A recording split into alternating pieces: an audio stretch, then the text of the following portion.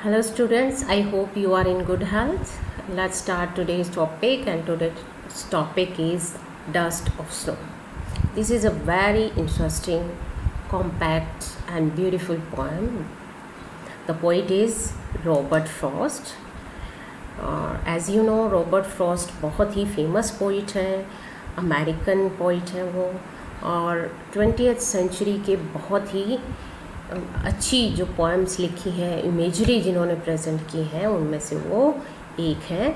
इस पोएम में भी आप देखोगे कि वो एक सिंपल इमेज को लेकर, एक सिंपल सिचुएशन को लेकर किस तरीके से उसका वाइडर सिग्निफिकेंस करते हैं, वो आप इसके अंदर देखेंगे। So let's start it. Let's first read the poem. The way a crow shook down on me the dust of snow from a hemlock tree has given my heart a change of mood and saved some part of a day I had rued. जैसे आप इस poem में देखोगे कि कहीं भी आपको full stop नहीं मिलेगा लास्ट के सिवा। इट मीन सारी जो पोएम है वो एक ही सेंटेंस है बेसिकली, और पोएम के अंदर आपको ज़रूरी नहीं है कि हर लाइन के बाद आप फुल स्टॉप लगाओगे, क्योंकि एक लाइन में ज़रूरी नहीं है आपकी बात कंप्लीट हो जाए। तो ये पोइट्री की विशेषता है। और आप ये भी देख रहे हैं कि जैसे हर एक जो लाइन है उसका फर्स्ट जो वर्ड है वो कैपिटल से स्टार्ट होता है, irrespective of the fact that ये सेंटेंस पूरा हुआ या नहीं हुआ। तो पोइट्री के अंदर आप ये चीज़ें हमेशा नोट करोगे। सो अब चूँकि हमने रीडिंग ले ली है तो हम पोएम की राइम स्कीम भी कर लेते हैं। तो पोएम की राइम स्कीम के लिए सबसे पहले हम नोटिस करेंगे कि जो फर्स्ट लाइन में लास्ट वर्ड है क्रो और थर्ड लाइन में जो लास्ट वर्ड है स्नो, वो दोनों आपस में राइम कर रहे हैं। उसके बाद द नेक्स्ट है जो सेकंड लाइन का लास्ट वर्ड है और फोर्थ लाइन का लास्ट वर्ड है वो आपस में राइम कर रहे हैं।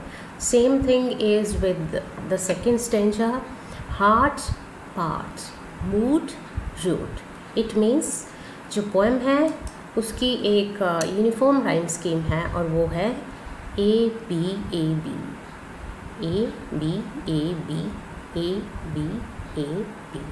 तो इसकी प्रॉपर राइम स्कीम ये है। तो now let's start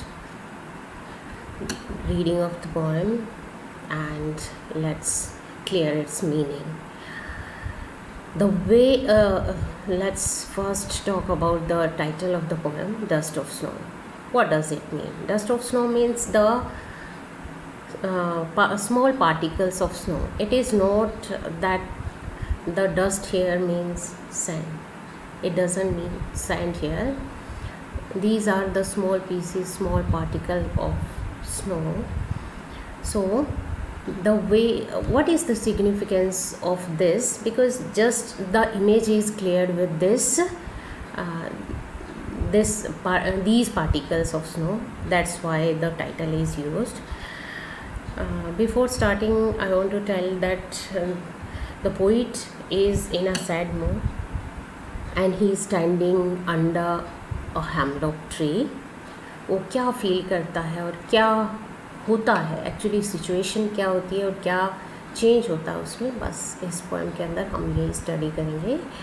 the way a crow shook down on me, जिस तरीके से the way a crow shook down on me, एक क्रो ने मेरे ऊपर शुक डाउन किया। Shook down, throw down, throw down, throw down means मेरे ऊपर गिराया।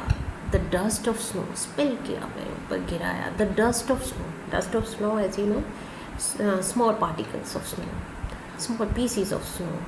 ही was just coming to that tree and he started shaking the tree and then dust of snow fell on the poet from a hemlock tree. अब poet खड़ा कहाँ है? वो एक hemlock tree के नीचे खड़ा है। अब आप इसमें इमेजरी देखेंगे। Crow is not a very beautiful bird, और वो किसी भी तरह से किसी अच्छी चीज़ का सिंबल नहीं है। Snow is also not a good symbol in poetry, ख़ास तौर पर जो वेस्टर्न पोइट्री है, बिकॉज़ वहाँ पर ज़्यादा ठंड होती है। तो ज़्यादा ठंड जो है वो स्नो जो है जहाँ पेड़ भी नहीं उगते हैं बहुत ज़्यादा या पेड़ दिखते नहीं हैं, तो बहुत अच्छा सीज़न जो है वो विंटर माना नहीं जाता जहाँ स्नो होती है।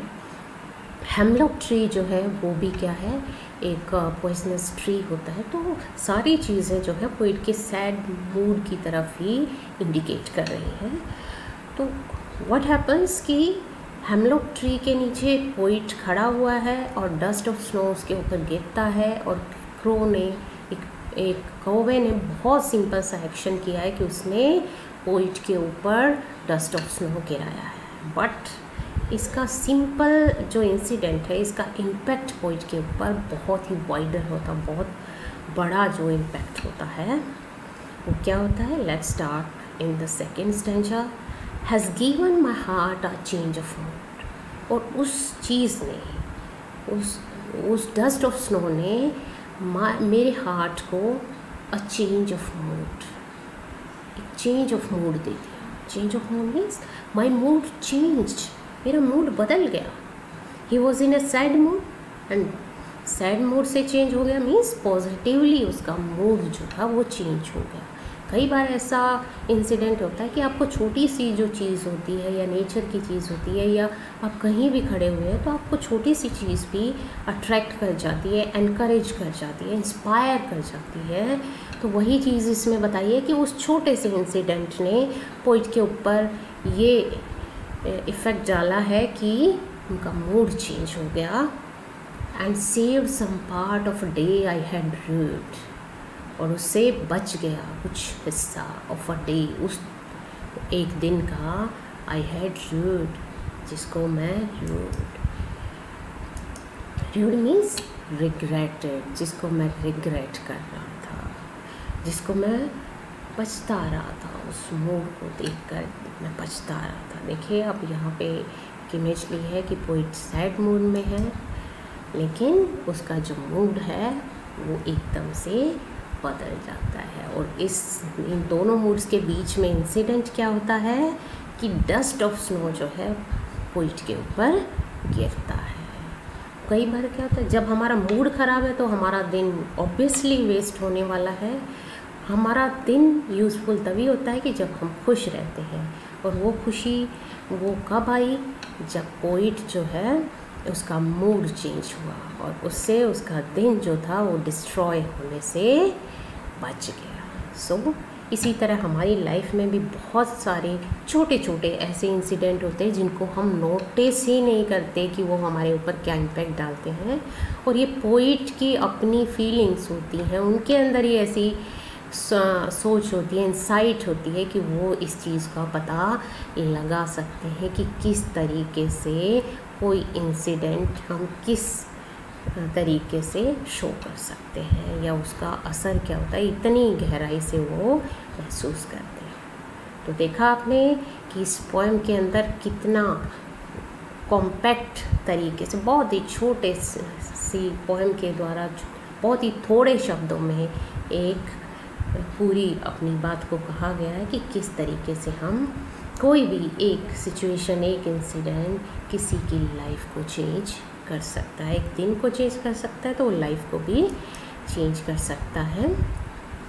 So the poet is now in a happy mood and his day is now not gloomy, he is happy now. So students, thanks for watching and wait for my next video.